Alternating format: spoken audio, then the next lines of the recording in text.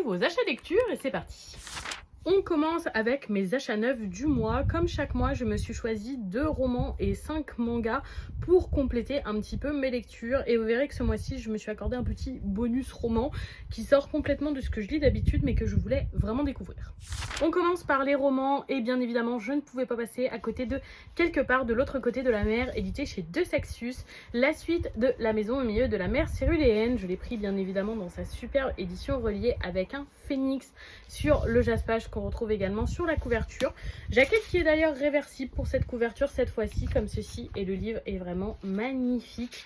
J'ai eu un énorme coup de cœur pour La maison au milieu de la mer céruléenne. Je l'ai lu le mois dernier et j'ai tellement aimé. Je pense que c'est ma nouveauté préférée hors suite de cette année. J'ai trop aimé ma lecture. Le coup de cœur était énorme. J'ai lu un petit peu le synopsis et je trouve que la suite risque d'être très intéressante. J'ai ultra hâte. J'ai très hâte de pouvoir lire un petit peu mes lectures prioritaires pour pouvoir me pencher sur cette suite. Second achat roman neuf du mois, il s'agit de Quand nos os retourneront à la terre, édité chez Lumen. Une sacrée brique que j'ai également pris en édition reliée. C'est écrit par V.E. Schwab, que j'aime beaucoup pour plusieurs de ses titres. Le préféré que j'ai lu jusqu'ici, c'est Galant. J'en ai d'autres dans ma pile à lire et j'aime beaucoup Thread of Power. J'attends la suite avec impatience. Donc je pars plutôt positive. Ces titres sont en général assez longs à lire parce qu'ils sont un petit peu contemplatifs et beaucoup dans la description. Mais jusqu'ici, j'aime beaucoup ce qu'elle propose. Donc j'ai très hâte de lire ce titre. C'est un volume unique et il est très bon. La petite lecture roman vraiment bonus qui change totalement de ce que j'ai l'habitude de lire. En général, je lis de la fiction et surtout de la fantasy. Mais ici, j'ai acheté Violence en cuisine, une Omerta à la française, édité chez Stock et écrit par Nora Bouazouni. J'espère que je l'ai dit correctement. C'est un recueil de témoignages, mais pas que, sur le sujet de la restauration en France. Et je l'ai acheté parce que tout simplement, dedans, il y a également mon témoignage sur ce que j'ai pu vivre dans certains établissements où j'ai travaillé à l'époque où j'étais sous-chef de pâtisserie.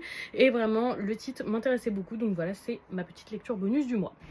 J'ai commandé l'intégralité de mes livres chez Comptoir du Rêve et comme d'habitude les suites de manga. J'ai pris le 4e volume de The Promised Neverland dans sa nouvelle Gracefield édition.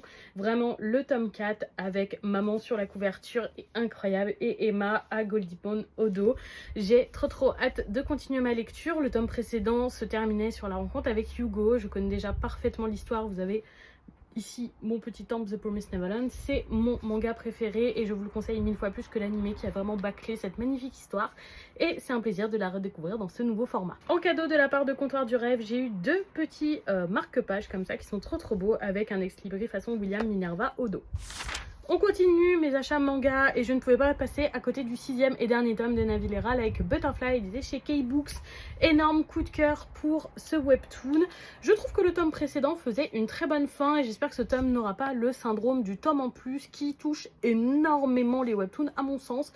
Ils ne savent jamais arrêter leur série au bon moment, on a toujours le tome de trop. J'espère que ça ne sera pas le cas pour celui-ci en attendant cette lecture absolument magnifique. C'est un de mes webtoons favoris. On continue avec le 8e volume de la Smash édition d'Eikyu édité chez Crunchyroll. C'est un véritable plaisir pour moi de redécouvrir Eikyu avec ce nouveau format double voire parfois triple tome selon les volumes. J'aime beaucoup ma lecture. Eikyu c'est un de mes animés préférés donc c'est un véritable bonheur de pouvoir le redécouvrir. Cette lecture est un gros coup de cœur et ce match sera la fin des qualifications interlycées contre Shira Torizawa. Je connais déjà l'issue mais j'ai trop hâte de le relire. On continue avec un autre coup de cœur, il s'agit du 8e et dernier volume de Blooming Girl. Ça y est, on arrive à la fin et je suis un petit peu triste de terminer. Je connais déjà la fin parce que j'ai vu l'animé il y a de nombreuses années quand il est sorti. C'était déjà un coup de cœur, le manga l'est tout autant. Je vous le recommande énormément, c'est une super lecture sur la vision de l'amour et de la sexualité par 5 lycéennes très différentes. C'est excessivement bien écrit et c'est un gros coup de cœur pour moi. On termine avec le 8e volume de The Blue Flowers and the Ceramic Forest. J'ai beaucoup aimé la lecture du 7e tome que j'avais acheté le mois dernier, donc j'enchaîne. Édité chez Mangetsu, cette série entre romance et artisanat est vraiment super agréable à lire. J'apprécie aussi avoir une romance plus adulte que ce que je peux avoir d'habitude et c'est vraiment très agréable. Une fois de plus, petit cadeau de chez Comptoir du Rêve avec ce joli ex-libris qui est vraiment superbe. Petit achat neuf, pas pour moi mais pour mon copain, il s'est pris le 36e et dernier tome de l'édition Hokage de Naruto, ce qui lui permet de terminer cette lecture. Il a beaucoup apprécié cette édition et pouvoir redécouvrir Naruto qu'il avait juste vu en animé. Moi j'ai abandonné par manque d'intérêt autour du tome 20. avec en cadeau, donc toujours chez Comptoir du Rêve, il a eu cette très belle illustration avec un effet vraiment un peu aluminium brillant, absolument magnifique, avec Naruto et Sasuke, vraiment très chouette, et c'est édité chez Kana évidemment. On termine cette réception avec un petit achat d'occasion. J'ai acheté Assistant to the Villain et Apprenti to the Villain, édité chez Calix, à Flighty Missa, qui n'a pas apprécié le second volume. J'avais vraiment envie de lire cette série qui a l'air hyper originale. J'ai entendu beaucoup de bien sur au moins le premier volume, un petit peu moins sur le deuxième, mais bon, je verrai. Donc voilà, ça m'arrangeait bien et ça me permettrait de le découvrir. Il était sur ma wishlist depuis sa sortie.